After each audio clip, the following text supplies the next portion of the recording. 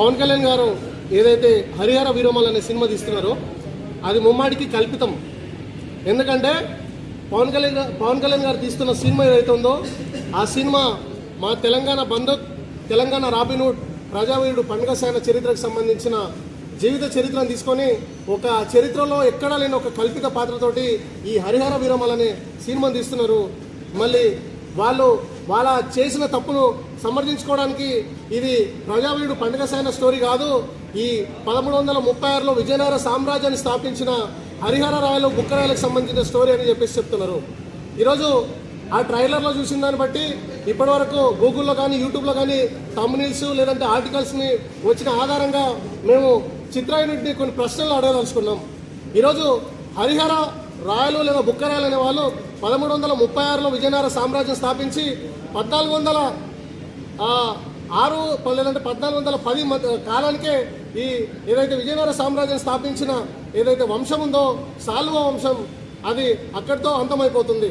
ఈరోజు దాదాపు ప్రజావీరుడు పండుగ సాయనకి ఈ హరిహర రాయలకి ఔరంగజేబ్ మధ్య దాదాపు ఒక 600 సంవత్సరాల తేడా ఉంది. ఈరోజు పవన్ కళ్యాణ్ పాత్ర సినిమాలో ఎట్లా ఉందంటే మనకు ట్రైలర్లో చూసిన ఆధారంగా ఆయన ఈ నిజాంలు లేదా రజాకారులు, పెత్తందారులు, భూస్వాములు ప్రజలను హింసిస్తుంటే ప్రజలకి అంటే చేదోడుగా లేదంటే ప్రజల నాయకుడిగా పోరాటం చేసే పాత్రలో పవన్ కళ్యాణ్ గారు నటిస్తున్నారు. ఆ పాత్ర ముమ్మాటికి ప్రజావీరుడు పండుగ సాయన పాత్రనే. ఆయన ఉమ్మడి మహబూబ్నగర్ జిల్లాలోనే ఈ తెలంగాణ రాష్ట్రంలోనే చాలా ప్రసిద్ధమైన వ్యక్తి. మరి అట్లాంటి వీరుడి చరిత్రతో సంబంధం లేకుండా ఒకసారేమో చార్మినార్ చూపిస్తారు, ఒకసారేమో ఔరంగజేబ్ చూపిస్తారు, ఒకసారేమో మా ప్రజావీరుడు పండుగ సాయన జీవిత చరిత్రను అందులో చూపిస్తారు, ఒకసారేమో హరిహర రాయలు అంటారు. ఇదంతా అంత కాంట్రడిక్టరీ ఉంది, అసలు సంబంధం లేకుండా ఉంది. అసలు ఈ చరిత్ర ఏంది, ఈ పవన్ కళ్యాణ్ గారు ఈ నటించడం ఏంది, ఇంత అవగాహన లేకుండా చేస్తారా? ఇది తెలంగాణలో లేదంటే ఆంధ్రప్రదేశ్లో 8వ తరగతి చదువుకున్న పిల్లలడినే చెప్తారు. హరిహర రాయలు బుక్కరాయల కాలం ఏంది, ఔరంగజేబ్ కాలం ఏంది, చార్మినార్ నిర్మాణం ఎప్పుడు ఏర్పడింది, ప్రజావీరుడు పండుగ సాయనకు అది జీవించిన కాలం ఏంది, ఈ 4 ప్రధానమైన అంశాలకు సంబంధం లేకుండా ఏదో కమర్షియల్ కోణంలో డబ్బుల కోసం ఏదో చెత్త సినిమా తీసి ప్రజల మీద రుద్ది దాన్నే చరిత్రగా చూపించే ప్రయత్నాలు జరుగుతున్నాయి. కాబట్టి మేము దీన్ని అడ్డుకుంటున్నాం. ఈ తప్పుడు వక్రీకరణతో తీస్తున్న ఏదైతే సినిమా ఉందో దీన్ని ముమ్మాటికి మేము అడ్డుకుంటాం. దీని మీద మేము న్యాయ పోరాటం చేస్తాం. ఖచ్చితంగా దీన్ని ఉధృతం చేస్తాం. ఖచ్చితంగా రేపు లేదా ఎల్లుండి మేము హైకోర్టులో కూడా దీని మీద పిల్లేస్తున్నాం. ఖచ్చితంగా న్యాయ పోరాటం చేస్తాం. అట్లాగే వీలుంటే ఖచ్చితంగా పవన్ కళ్యాణ్ గారిని కూడా మేము కలుస్తాం.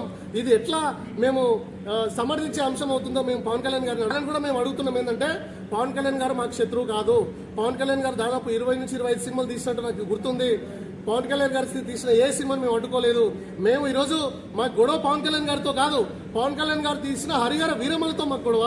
కాబట్టి పవన్ కళ్యాణ్ గారు కూడా చిత్రాయుడు కూడా చెప్పాల్సిన అవసరం ఉంది. మేము పవన్ కళ్యాణ్ గారిని ఇప్పటికి కూడా రెస్పెక్ట్ చేస్తున్నాం. మాకు నమ్మకం ఉంది ఈ సినిమాని సరి చేసుకోవాల్సిన అవసరం ఉంది. సరి చేసుకోలేని పక్షంలో ఖచ్చితంగా మేము అడ్డుకుంటాం. ఈ వీడియో చూస్తున్న ప్రతి ఒక్కరూ మన ఛానల్లో వచ్చే మరిన్ని అప్డేట్స్ కోసం మన ఛానల్ని లైక్ చేయండి, షేర్ చేయండి, సబ్స్క్రైబ్ చేసుకోండి. పక్కనే ఉన్న బెల్ బటన్ని యాక్టివేట్ చేసుకోండి.